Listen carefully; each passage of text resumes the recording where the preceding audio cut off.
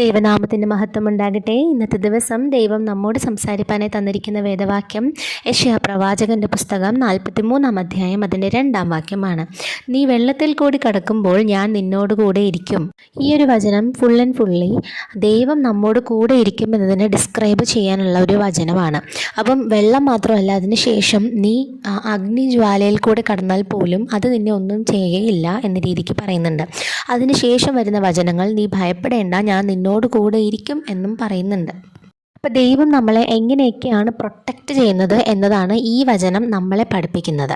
അപ്പം നാം ദൈവത്തിൻ്റെ മക്കളായി ദൈവത്തെ അറിഞ്ഞു നടക്കുന്ന സമയം നാം അഗ്നിയിൽ കൂടി നടക്കേണ്ടി വന്നാലും ദൈവം നമ്മളെ കൈവിടുകയില്ല, അത് നമ്മളെ ഒന്നും ചെയ്യുകയില്ല എന്നാണ് പറയുന്നത്. അപ്പം നമ്മൾ ഈ ലോകത്തിൽ ജീവിക്കുമ്പോൾ നമുക്കെതിരായിട്ട് എന്തെങ്കിലും പ്രശ്നങ്ങൾ വരുന്ന സമയം നമ്മളെ അത് ഒരു അനർത്ഥവും ഒന്നും ചെയ്യുകയില്ല. നമ്മളെ പ്രൊട്ടക്റ്റ് ചെയ്യാനായിട്ട് നമ്മളെ ദൈവമുണ്ടെന്ന് മറക്കണ്ട. നാളെ ഒരു പുതിയ വചനമായിട്ട്